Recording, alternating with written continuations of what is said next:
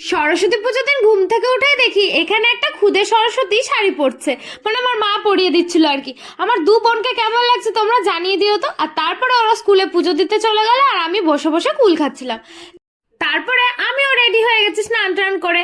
সরস্বতী পুজো আর তারপরে Valentine's day, না ঘুরতে গেলে হয় বলো তো? তাই মাকে টাটা করে এখানে কিন্তু আমি অমিতের সাথে ঘুরতে বেরিয়ে পড়েছি। আমরা সোজা চলে গেছিলাম ঠাকুর দেখতে। অনেক বড় বড় ঠাকুর দেখেছি, অনেক ফটোজও তুলেছি।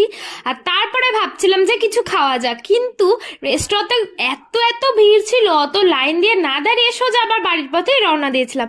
আসার সময় রাস্তায় গোলাপ দেখে তোমাদের দাদাভাই আমাকে এখান থেকে অনেকগুলো গোলাপ কিনে দিল, যেহেতু ভ্যালেন্টাইন্স ডে। আর তারপরে চলে গেছিলাম বিরিয়ানির দোকানে, এখান থেকে বিরিয়ানি খেলাম। বিরিয়ানিটা দারুণ ছিল। বাড়ি আসার সময় আমাদের পুরনো গাড়িটাকে দেখলাম, 4 বছর পুরনো, এটা তোমাদের দাদা ভাইয়ের গাড়িটা ছিল।